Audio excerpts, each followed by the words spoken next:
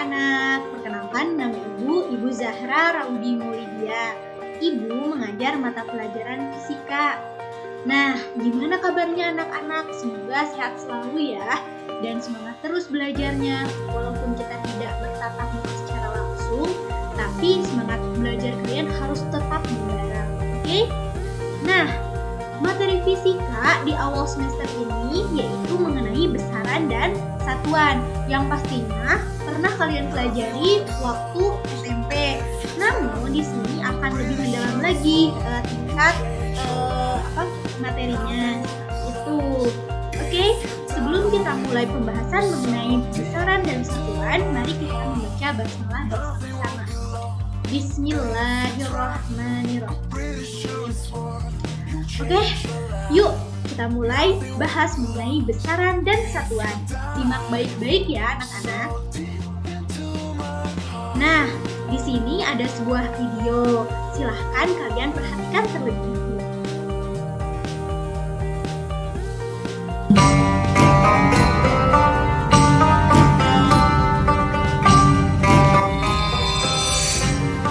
Nah, di sini ada cuplikan mengenai warisan peradaban Mesir kuno yang sangat terkenal adalah piramid.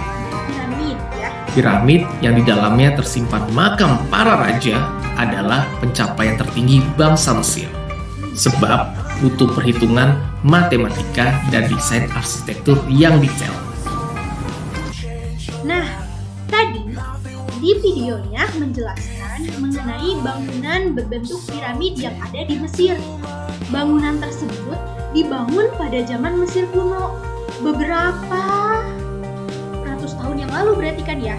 Apakah beberapa ratus tahun yang lalu sudah ada ukuran sentimeter, meter? Pastinya belum ada dong, dan mereka mengukur dengan ukuran yang mereka atur sendiri, yaitu namanya satu cubit. Satu cubit itu dari ujung jari tengah sampai dengan ujung siku, dan satu cubitnya itu harus satu cubit tangannya Fir'aun. Nah, sungguh sangat ini kan sangat wah gitu, dengan ukuran tidak rasional, tidak pas semuanya gitu ya, karena sesuai dengan ukuran satu tangan seseorang saja, satu cubit seseorang, berarti kan tangan Fir'aun dengan tangan penjaganya apakah sama? Tidak akan sama panjangnya, tapi ukurannya menggunakan ukuran satu cubit tangan Fir'aun, tapi bisa presisi gitu ya, bentuk piramidanya bisa sepresisi itu. Sangat luar biasa berarti ya mereka membangun piramida tersebut. Oke, jadi walaupun zaman dulu belum ada ukuran sentimeter, meter, tapi mereka menggunakan acuan besaran salah satu benda ya, yaitu satu cubit ya, dari ujung jari tengah sampai dengan ujung siku gitu. Dan itu harus tangannya Fir'aun, berarti tetap gitu panjangnya. Jadi jangan satu cubit tangannya dayang-dayang atau misalnya penjaga istana, karena tidak akan sama gitu. Jadilah presisi gitu bentuk piramidnya. Oke.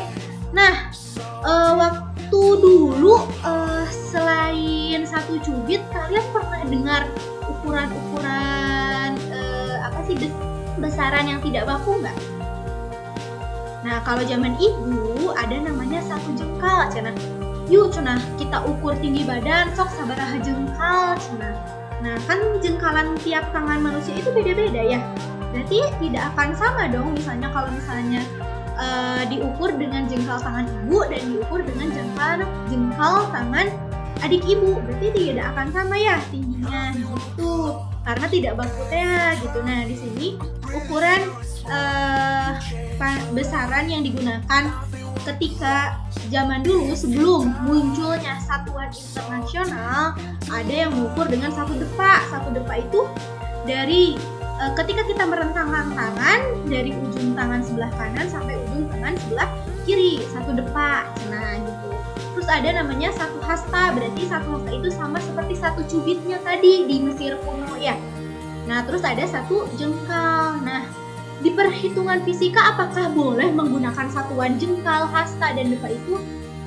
Ya, tentunya tidak boleh karena tidak baku kan ya. Jadi hasilnya nanti akan berbeda-beda, tidak akan sama. Nah, oleh karena itu berbagai negara berdiskusilah pada zaman dahulu itu untuk menyamakan satu besaran gitu supaya tidak berbeda-beda tiap negara itu. Nah, dinamakanlah Satuan Internasional. Satuan internasional ini yaitu satuan yang distandarisasi dan diakui penggunaannya secara internasional dan diambil dari Sistema Satuan di Perancis setelah Revolusi Perancis tahun 1789 Masehi. Oke, next. Nah, di sini besaran itu apa sih besaran itu? Dan di sini disuruh kita ngitung berapakah tinggi badan anak tersebut. Berarti kan di sini udah ada ukurannya ya. Nah, berapa sentinya? Nah, itu namanya besaran apa? Panjang. Berarti kan tinggi, besaran panjang. Nah, besaran dalam fisika diartikan sebagai sesuatu yang dapat diukur serta memiliki nilai dan satuan. Tinggi badan anak ini bisa diukur tidak? Bisa kan? Dengan menggunakan apa? Dengan menggunakan misalnya meteran bisa, atau di sini dengan menggunakan alat ukur yang nempel di dinding, misalnya yang di posyandu. Nah, nanti kan di sini ada satuannya apa? Sentimeter. Gitu. Berarti kan dia termasuk besaran. Besaran apa namanya? Besaran panjang gitu. Karena satuannya apa? Sentimeter. Nanti bisa diubah ke meter gitu ya. Selanjutnya, di sini ada besaran pokok. Besaran pokok itu besaran yang menjadi dasar untuk menetapkan besaran lainnya. Jadi, besaran pokok ini tidak dipengaruhi oleh besaran lainnya. Jadi sudah ada dari sananya ya. Jadi menjadi dasar untuk menetapkan besaran lainnya. Nah, di sini besaran pokok ini yang biasanya itu ada 7 yang suka disebutkan itu, tapi di sini sumber dari Ruang Guru disebutkannya ada 9 ya. Tapi yang boleh dihafalkan, yang misalnya yang harus dihafalkan, yang harus hafal itu yang 7 ini, dari nomor 1 sampai nomor 7. Nomor 1 panjang. Panjang itu apa satuannya? Meter. Jadi kalau misalnya mengukur panjang meja dengan menggunakan penggaris ya, dan satuannya sentimeter. Kalau misalnya harus menggunakan satuan internasional, berarti harus diubah ke satuan meter. Cara mengubahnya sudah pernah kan waktu di SD, gimana? Dengan dibagi berapa? Dibagi berapa? Kan dari sentimeter ke meter itu naik 2 tangga ya. Berarti dibagi berapa? Dibagi 100 ya. Karena naik berapa tangga? 2. Oke. Nah, terus di sini ada massa. Massa itu apa satuannya? Kilogram. Terus ada waktu, satuannya apa? Second. Dan watt arus listrik, satuannya ampere. Suhu, satuannya Kelvin. Jadi Celsius yang sering kita gunakan di kehidupan sehari-hari itu bukan satuan internasional dari suhu.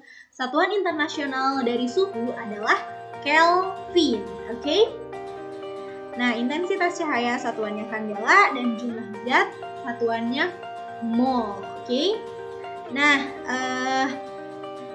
bisa membuat singkatan misalnya untuk menghafalkan besaran pokok ini berarti apa ya? Pamawa kusu panjang masa waktu watt arus suhu intensitas cahaya dan jumlah zat. Kalian bisa bikin singkatan sendiri ya biar mudah menghafalkannya. Oke? Selanjutnya, nah selain besaran-besaran yang tadi panjang, massa, suhu, nah kalian di kehidupan sehari-hari suka kan menghitung di sini volume air yang ada di dalam gelas. Terus ada cara menghitung luas kamar. Terus cara menghitung kecepatan seseorang yang sedang berlari atau kecepatan mobil yang sedang melaju. Nah, itu apakah disebut besaran pokok juga? Nah, kalau itu volume luas dengan kecepatan tidak termasuk besaran pokok, tapi termasuk besaran turunan ya. Nah, besaran turunan itu besaran yang disusun dari besaran pokok. Jadi, besaran turunan dipengaruhi oleh besaran pokok karena turunannya dari besaran pokok. Misalnya tadi luas kamar. Luas kamar kan luasnya L sama dengan P luas ya. Luas itu kan luas misalnya bidangnya itu persegi ya, P kali L ya. L-nya L lebar. Nah, P itu satuannya apa? Panjang itu satuannya apa? Meter kan? Nah, lebar itu satuannya apa? Meter juga. Nah, terus meter dikali meter jadi meter kuadrat hasilnya. Nah, meter ini termasuk besaran panjang. Meter lebar termasuk besaran panjang. Nah, karena diturunkan besaran dari besaran panjang, jadi termasuk besaran turunan si luas itu, gitu ya. Diturunkan dari besaran pokok panjang, gitu. Oke. Kalau ini kecepatan itu kan V sama dengan apa? V sama dengan S per T. S itu apa? Jarak. Jarak itu satuannya meter. Dan T itu satuannya second ya. Jadi nanti meter per second satuannya ya. S itu kan besaran pokok panjang. T itu besaran pokok waktu. Berarti kecepatan itu diturunkan dari besaran pokok panjang dan waktu. Nah, jadi disebutlah kecepatan itu termasuk besaran turunan karena diturunkan dari besaran pokok, panjang, dan waktu. Oke, nah sampai sini. Ya, dan lain-lain. Di sini ada percepatan, gaya, tekanan, dan usaha. Oke. Nah, selanjutnya di sini ada dimensi. Dimensi itu apa? Dimensi lain, bukan dimensi lain ya. Dimensi ini merupakan besaran yang menunjukkan cara besaran tersebut tersusun dari besaran-besaran pokoknya. Jadi untuk mencari satuan dari besaran tersebut bisa menggunakan dimensinya. Apakah sama dimensi tersebut dengan satuan besaran pokoknya gitu. Nah, di sini panjang itu dimensinya apa? L. Masa itu dimensinya M. Waktu itu dimensinya T. T besar. Terus suhu itu dimensinya theta. Theta itu seperti 0 dipencit gitu ya. Terus kuat arus listrik satuannya apa? I. Intensitas cahaya satuannya J. Dan jumlah zat satuannya N ya. Nah, di sini sebagai contoh ada dimensi luas. Luas itu tadi termasuk apa? Termasuk besaran turunan. Luas itu atau lambangnya itu L, rumusnya itu panjang dikali lebar. Dimensi panjang itu berarti kan sama dengan L ya dimensinya. Lebar juga L karena meter ya satuannya. Terus jadi L dikali L sama dengan L kuadrat gitu. Terus volume V sama dengan panjang kali lebar kali tinggi. Nah, berarti L dikali L dikali L sama dengan L pangkat 3. Nah, kalau misalnya kita coba tadi rumus apa lagi? Ada rumus kalau misalnya kan tadi kecepatan udah dicoba ya, sekarang percepatan. Percepatan itu A sama dengan V kecepatan per apa? Per T. Nah, V itu tadi S per T ya. S per T. Berarti kan ini kan masih ada 1 per T dikali 1 per T. Oke. Biar dijabarkan dulu ya. S itu dimensinya apa? S itu kan panjang ya, berarti L per T itu apa dimensinya? Kayak besar dikali 1 per T besar lagi ya, jadi L per T dikali T jadi T kuadrat ya. Jadi kalau misalnya dikeataskan, kalau misalnya pangkat dari pecahan dikeataskan jadi negatif ya. Atau misalnya pangkat yang dibagi jadi negatif, jadi LT pangkat negatif 2 gitu. Oke. Nah, bisa nyoba nanti nyari dimensi gaya, usaha, dan lain-lain ya. Oke. Selanjutnya, nah di sini ada besaran dan alat ukurnya. Nah, kan tadi besaran itu adalah sesuatu yang bisa diukur, yang mempunyai satuan dan nilai. Kalau misalnya nggak ada nilainya berarti kan bukan besaran ya. Nah, besaran itu bisa diukur dengan menggunakan apa? Dengan menggunakan alat ukur. Nah, di sini panjang itu alat ukurnya apa? Mistar salah satunya ya. Masa alat ukurnya neraca. Waktu alat ukurnya stopwatch, suhu alat ukurnya termometer, kuat arus alat ukurnya ampermeter.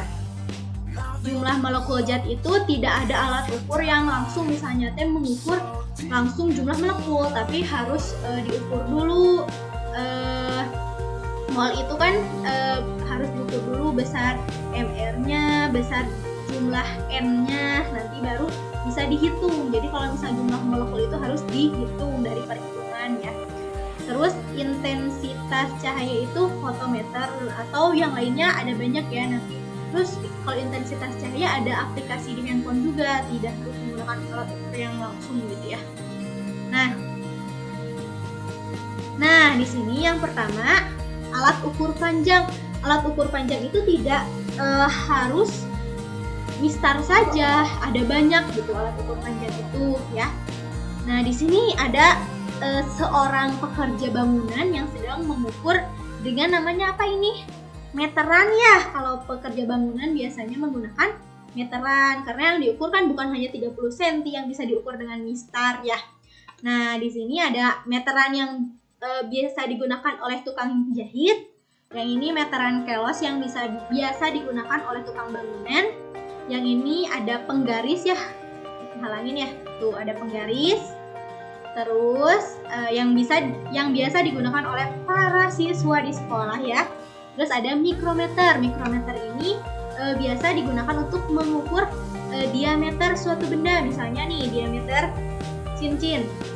Nah diameter cincin ini kan kalau misalnya menggunakan penggaris kurang teliti ya pengukurannya gitu. Kalau misalnya menggunakan mikrometer sekrup bisa sangat teliti karena ketelitiannya itu mencapai 0,05 mm ya. Terus ada namanya jangka sorong. Jangka sorong itu lebih teliti daripada penggaris, tapi masih paling teliti itu mikrometer sekrup gitu ya. Sama jangka sorong juga bisa digunakan untuk mengukur diameter. Nah jangka sorong ini bisa mengukur diameter dalam cincin atau diameter luarnya. Nah kan ada dua ini nih, ada dua yang ini mengukur diameter dalam. Nah yang ini menggunakan diameter luar. Kalau yang ini yang seperti penggarisnya bisa, yang ininya nih ujung ini bisa digunakan untuk mengukur kedalaman. Kedalaman apa? Bukan kedalaman laut dong, nggak terlalu dalam ya. Kedalaman air di dalam gelas gitu ya. Nah selanjutnya ada alat ukur massa. Alat ukur massa ini tadi kan neraca ya. Nah neraca itu macam-macam. Ada neraca digital atau timbangan digital, ada timbangan dasin atau timbangan pasar yang suka digunakan oleh ibu-ibu warung. Misalnya teh beli telur sekilo, nah diukurnya kan dia suka pakai timbangan yang gini ya, yang ada moncong-moncongnya gini. Terus kalau misalnya udah seimbang, nanti kan dia kan kalau belum seimbang masih gini-gini. Nah terus kalau udah pas nanti akan lurus si moncong-moncongnya itu teh gitu ya. namanya timbangan pasar. Terus ini timbangan gantung, biasanya digunakan oleh tukang beras. Nah kan kalau misalnya beras sampai 25 kilo ya, kalau diukur pakai timbangan pasar beraten, terlalu berat ya. Jadi menggunakan timbangan gantung gitu. Nah timbangan gantung ini juga suka ada di posyandu ya, yang digayung dan gitu buat ukur berat badan bayi kalau di posyandu yang di daerah gitu ya. Tapi kan sekarang udah ada timbangan digital yang buat bayi yang ada tempat tidurnya gitu ya. Terus ada timbangan duduk. Timbangan duduk ini suka ada di toko-toko juga, di pasar. Biasanya di toko kue untuk menimbang terigu gitu ya. Atau dibuat di dapur juga bisa gitu ya. Seperti timbangan digital suka banyak di rumah-rumah ya. Terus ada neraca. Nah, neraca ini biasa digunakan di laboratorium, neraca Ohaus namanya ya. Neraca Ohaus ini sangat teliti ya. Jadi di sini ada beberapa ini ada beberapa skala di sini tuh ya. Dari mulai yang 100 gram, terus 10 gram, yang 1 gram sampai yang 0, gitu. Jadi sangat teliti gitu. Nanti akan ada panah-panah yang digeser sampai seimbang di tiap skalanya seperti itu. Nah, sekarang ada namanya alat ukur waktu. Alat ukur waktu semua orang pasti mempunyainya. Di tangannya, jam tangan, ya. Di dindingnya, jam dinding, ya. Terus di handphonenya juga ada. Sekarang ada namanya stopwatch ya di handphone. Jadi alat ukur waktu semua orang pasti mempunyainya, ya. Oke. Ada di sini kan ada jam tangan, ada stopwatch analog, ada stopwatch digital. Yang lebih teliti itu kan berarti stopwatch yang sampai detik-detiknya terlihat gitu. Walaupun di sini juga terlihat yang jam tangan juga, cuman kalau di yang stopwatch sampai detik dan di belakangnya juga ada. Nah, alat ukur suhu. Pernah nggak sih kalau pas kalian sakit diukur suhu tubuhnya oleh dokter? Nah, si termometernya itu dimasukin kemana? Ke mulut biasanya ya. Kalau nggak ke mulut, ke ketiak. Atau misalnya digenggam di tangan. Nah, kenapa harus di daerah-daerah tertentu? Kenapa nggak disimpan aja di telapak tangan tanpa harus digenggam? Kenapa? Karena ketika misalnya dimasukkan mulut, berarti kan suhu yang terukur tertutup di dalam mulut, tidak dipengaruhi oleh lingkungan luar. Berarti otomatis yang terukur yang di dalam tubuh aja gitu. Sama halnya ketika di ketiak kan dijepit gitu ya, berarti yang terukur tubuhnya aja, nggak dipengaruhi oleh suhu lingkungannya atau suhu ruangan tersebut. Tuh, sama ketika digenggam juga. Biasanya digunakan apa? Termometer termometer digital yang bisa digenggam gitu ya. Nah, jarang kalau misalnya menggunakan termometer air raksa ketika sakit gitu. Untuk itu biasanya termometer air raksa digunakan di ruangan atau di laboratorium ya, untuk melakukan suatu percobaan. Termometer alkohol juga gitu ya. Nah, terus di sini ada macam-macam, ada termistor ya. Terus ini ada yang digitalnya ya. Yang ini biasanya dimasukkan ke ke cairan biasanya. Ini termometer alkohol ya. Oke. Nah, di sini ada alat ukur arus listrik. Alat ukur arus listrik. Arus listrik itu kan satuannya tadi ampere. Nah, alat ukurnya namanya ampere meter. Nah, kalau di sini menggunakan multimeter. Kalau multimeter itu selain mengukur arus listrik atau I ya, bisa mengukur apa? Tegangan listrik dan hambatan listrik juga. Karena multi itu kan berarti banyak ya. Gitu. Tapi kalau misalnya yang cuma mengukur arus listrik aja namanya ampere meter, mirip seperti ini juga ya. Nah, selanjutnya ada alat ukur intensitas cahaya, namanya apa? Lux, karena satuannya cahaya itu lux ya. Lux meter atau fotometer gitu ya. satuannya alat ukurnya itu namanya luxmeter atau photometer. Di handphone kalian juga bisa dicari di aplikasi Play Store, namanya luxmeter, langsung ada. Nanti kalian bisa coba, misalnya ketika di dalam ruangan intensitas cahayanya berapa, karena cuman lampu rumah aja. Nah kalau misalnya di luar ruangan terus disorotin ke arah cahaya matahari, berapa sih intensitasnya, bisa dicoba walaupun tidak terlalu akurat karena menggunakan sensor yang ada di handphone saja, tapi bisa menjadi bahan percobaan gitu ya.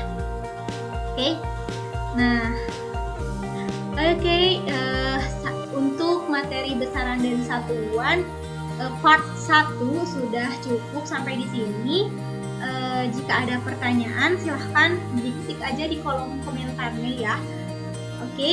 Nah untuk selanjutnya silahkan masuk ke Smart Learning dan kerjakan LKS-nya. Dan nanti ada next video mengenai angka penting, masih termasuk bab besaran dan satuan, tapi sub materinya angka penting. Terima kasih. Mohon maaf apabila banyak kesalahan. Wassalamualaikum warahmatullahi wabarakatuh.